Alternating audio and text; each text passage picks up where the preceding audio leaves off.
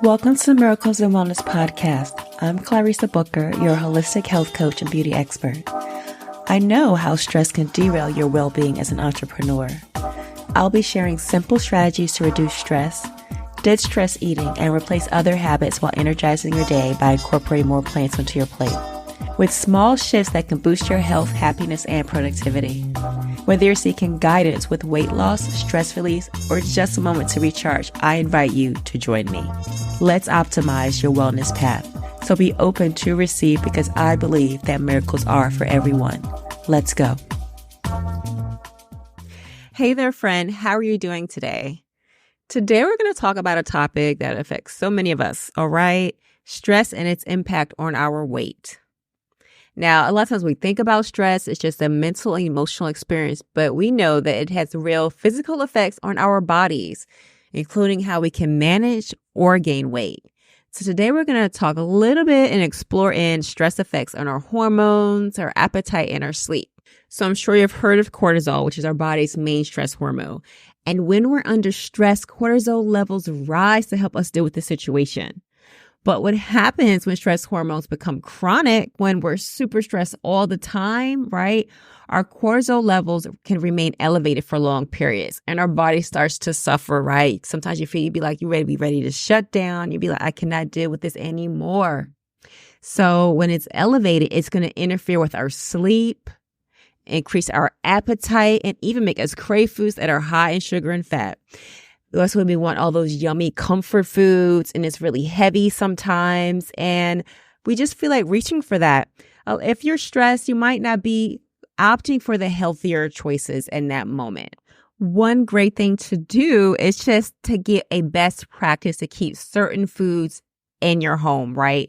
So you're just not tempted by them. It might look good when you're in the store, but just kind of roll right past it and just leave it there, all right? Because if it's in the home, you might just gravitate to whatever that cabinet is that you put high up that you tell yourself that you're not going to go to. Look, you're going to go over there and get it, okay? So let's just not even have it in the home. You can even make your own snacks, right? And you know what's going in it. It could be a family thing. You could do it by yourself. It could be like cooking can be like a mindful practice to you, right? There's no right or wrong that says this, that, or the other is your mindfulness practice. And somebody says that, be like, no, this is what I'm doing for me. This is part of my self-care and a little loving on myself, right? You can start by decluttering your space, just having all your ingredients and everything organized. Good lighting, some nice music in the background, and just make it your own and make it nice and comfortable in there and just own that space for the moment. It's yours. And putting something together, you could just think about what it is that you enjoy and you can make a healthier, more nutrient-dense version of it. And tell yourself that you do have the time to do it, okay? Because you are worth it. So make that be important to you because it's part of your health. And that overrules everything. Everything. Okay. It really does. So put your health at the forefront. And this is going to start with what we put in our body, how we nourish our body. All right. So starting with that and just having some healthier snacks on board will be key, and not just snacks. I guess I was just talking about snacks, so we went there, but meals in general, okay? Because look, there's been plenty of research that shows when your cortisol levels are high, your body is going to hold on to more fat, okay? So you may hold on to more fat. And where's it going to go? To our luscious belly. And this type of fat is linked to health problems like heart disease and diabetes, right? So as we know, it's all connected. Now, talking about sleep or even like the lack thereof sleep and how it just fits into this lovely little picture we have going on. Stress can help keep us awake at night, so we might not be getting enough sleep. It can disrupt our hormone balance even more. I know I have been there. I'm sure you have as well. So even going back to mindfulness and mindful movement, as in a nice yoga practice as we're winding down, and then pairing that with meditation, it can help declutter our minds, right? Just getting that movement, getting any stagnant energy out of there, loosening up that fascia, and just sitting in stillness, right? And getting anything out, then journaling out is remarkable, right? Just having like a nice wind down hour just to get in there and just help getting your body situated. Now, there's also two hormones called ghrelin and leptin, right? And they're two lovely key players there. And ghrelin is a hormone that makes you feel hungry, and leptin is a hormone that tells you when you're full. So when you don't sleep enough, your ghrelin level is going to go up and your leptin levels are going to go down. So in other words, you're going to feel hungry and less satisfied after eating, okay? And that also contributes to when you're struggling with weight management and just chronic hunger, just overeating, all of the things. So when we don't get enough sleep, our leptin levels drop. And our brain doesn't receive the signal clearly that we are full. So you may feel less satisfied after eating, and which is going to do what? Cause us to overeat in an attempt to feel full. Because this is our fullness hormone when we reach that level of satiety. So the ghrelin levels are going to increase when we have sleep deprivation as well. Okay. It's going to signal our brain that you're hungry even if your body doesn't need food. So this can lead to increased cravings, especially those high calorie, high sugar foods, right? Those processed foods, those calorically dense foods that sometimes we just gravitating to when you're heading over to that counter, okay, or that cabinet or wherever you put them, telling yourself, be like, nope, this is not for me. It's for the other people in the house, all of those things, okay? It's produced in our stomach and it's released when the stomach is empty. Just like the leptin is primarily produced in our fat cells, all right? So when this system is out of balance, often due to lifestyle factors like our sleeping patterns, stress levels, our nourishment or our diet, whatever we're consuming, it can lead to issues like that overeating, the constantly feeling hungry, and whenever we're struggling with our weight loss. And the weight loss, it's just so many layers to it. So it's never just A and B. It's not just a workout all the time and do nothing else, right? It's more factors. And it's also the nutrition, but it's also the stress levels. I mean, it goes on and on. That's why one of the amazing things you could do is work with somebody to help guide you on your journey, right? Having a coach that can help you along the way to help customize these plans, because it's just like so many things going on, all right? Sleep is so important. So if you're not sleeping well, it can get you in this cycle of stress and sleep and eating. And it just keeps going and going. And then you're wondering sometimes like, why is this happening? There's different factors at play there. Okay.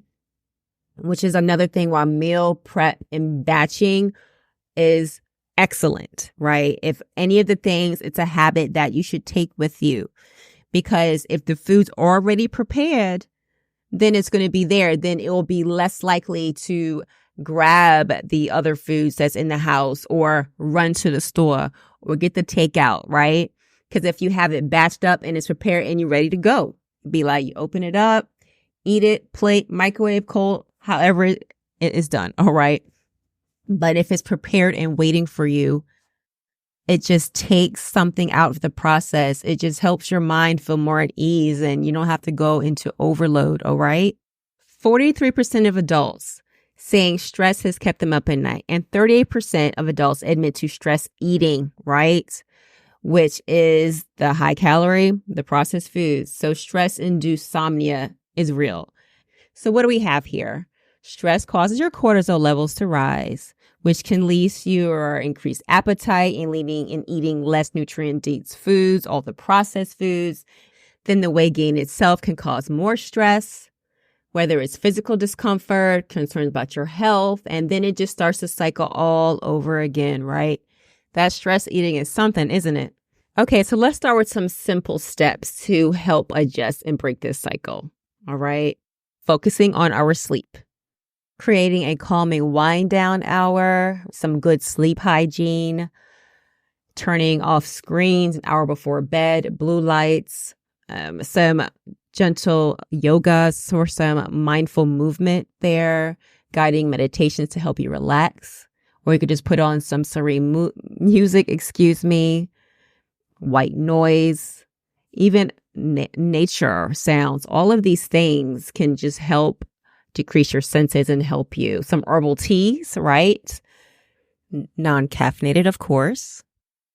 If you have some essential oils, some nice lavender, or if you don't like lavender, find out what appeals to you. You also, if you have some essential oils, you could just take different ones and just take a sniff of each of them because it might be different on each day. Sometimes you might need something that a different scent aroma can bring to you, right? It might be something that you don't know. Your body will tell you, right? Just being aware, just opening up and letting it guide you, okay?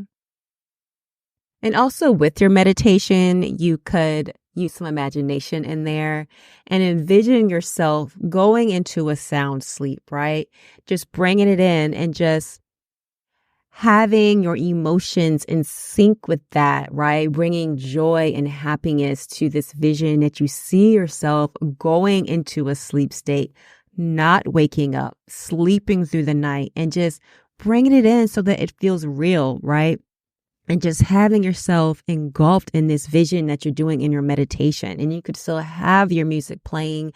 You could have your aromas in the air and just putting yourself in there, right?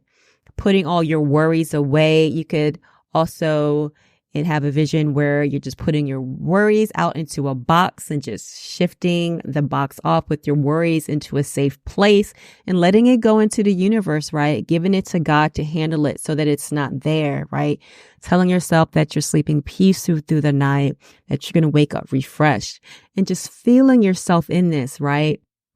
Just replacing whatever worries or whatever that is in with the desires that you do want, right? So if you had something on your mind, being like seeing yourself as accomplishing that desire. So if you were stressed about something and it's been bothering you, taking that worry, putting it in that box, giving it to God, and then telling yourself that it's done, right? And feeling that wonderful energy within you that it's being accomplished, right? And just letting it feel good, feeling it in your heart center, just breathing into that. Yes. And just letting that come over you, embracing and taking it all in. Okay. Doing this before you go to bed. Yes. Just letting that go. Okay. Letting it go. Just giving yourself permission to let it go. All right. Telling yourself that you're safe. Are you at home sleeping? You're good, right? If you need to adjust something in your room, adjust it. Have those blackout curtains. Doing whatever you need to do for yourself because you deserve it, right? Make this your sanctuary. It's yours. Also, some tapping before bed. Yes. Sometimes we do tapping here. Kids out like a light with tapping. Look, try that with your kids. They're having problems falling to sleep. Do some tapping exercises before bed and see if that helps you guys. It's amazing. Okay. It is amazing. And just finding the healthier ways to manage your stress throughout the day. Instead of reaching for the junk food when stressed, opting for the breathing exercises. There's so many breathing exercises. I have a mindfulness planner that you can get that has different mindfulness activities on it. Breathing exercise that you could do to implement into your day, making this a daily practice, okay? This is part of your habits, part of your behaviors. Make it part of your identity. Be like, I practice mindfulness, I meditate, I do those things, okay? That is me and she is I, okay? Own it, okay? Own it. And you know what? Let's not forget about nutrition. I think I might touch on it a little bit in the beginning, but the more plants on our plate, the better, right? Adding more leafy greens on our plate, for example, like Swiss chard, spinach, kale can help regulate your stress hormones, and yummy berries are also good for helping out with your sweet tooth. If you have a sweet tooth there, a lot of people do. And it can also help protect the body from oxidative stress that is caused by high cortisol levels. And then there's nuts and seeds, getting some almonds in there, some walnuts, some flax seeds, chia seeds. And there's lots of ways you can incorporate these nuts and seeds for sure. So by choosing more nutrient-dense food, you're supporting both your physical and your mental health. It's pretty amazing when you think about it. So a meal idea could be roasted sweet potatoes, They're high in fiber and they're complex carbohydrate. And it will be a slow release of energy that could last you longer. And it'll help stabilize your blood sugar. It'll give you that magnesium you need. And that'll also help with supporting stress relief, okay? Sauteed spinach and mushrooms, which are so yummy, okay? Loaded with more magnesium, which has calming properties. And the mushrooms in there give you other vitamins like B vitamins, help support your nervous system. Let's help with your stress more effectively as well. And one thing you can do instead of sauteing in oil is because if we want to help also work on our heart health, right? So this can be a concern. Is you can cook with like water or low sodium vegetable stock, so there are things you could do besides using oil, just slowly, pouring it into the pan and sauteing that way. And this will help reduce the oil. Okay. There's other ways to get healthy fat. You don't have to have the oil in there because just like I'm saying, everybody's situation is going to be different, right? Everybody's goals are going to be different. Everybody is just not looking to lose weight, right? It's bigger than that. Our health is bigger than that, okay? Because if you have to work on your blood pressure, you're diabetic. I mean, the list can go on and on for all the things, right? That goes on with our health. So it's not one size fits all. So you might be like, yes, I want to opt out of the oil, and that's okay. You can do that. You do that for you, right? So there's other ways of cooking and preparing your food, right? So we have our sweet potatoes. We sauteed some spinach and mushrooms. You could have some quinoa or like some chickpea pasta. There's so many different kinds of pastas now. So getting extra, if you want some extra protein, get that chickpea pasta or that lentil pasta, right? All foods obviously have protein in them. Some foods have more protein than others. We are a pretty active bunch of people over here. So I do make it a point to get foods that have even more protein just because we're all over the place, so to speak. Right. So that getting that extra serving in there, that will help give you sustained energy, right? Helping sustain, make sure that your blood sugar levels are more stable. Put some avocado in there. Yummy avocado. Some avocado. Don't eat all of the avocados that you got in one day because, boy, they are good, aren't they? Right? So they're rich in healthy fats. So that'll be good for you. That helps support your brain health, reduce inflammation, all of the things. And then maybe you finish it up with some herbal tea and some water, right? We got to have water is just as important. Sometimes we think you're hungry or you think you're tired and you are dehydrated. Have you ever experienced that? Sometimes it's great to drink a cup of water even before you start eating because sometimes your body is depleted and you haven't hydrated throughout the day. So very important to do that. Okay. And lastly, show yourself compassion always and be gentle with yourself. Stress is a part of life. It's never going to fully go away. It is what it is. So just having tools in your kit to have you manage things in a different way, right? So we're doing small, consistent changes one day at a time, right? Impacting our health and our well-being. So as we're working and getting our body more in balance, we're just taking one day at a time.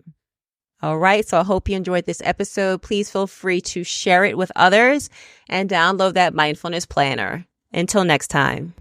Goodbye, guys. Thank you for listening to my mom's podcast. Leave a 5-star review. Thank you so much for listening. I hope you enjoyed this episode and are feeling empowered in your journey towards a thriving well-being.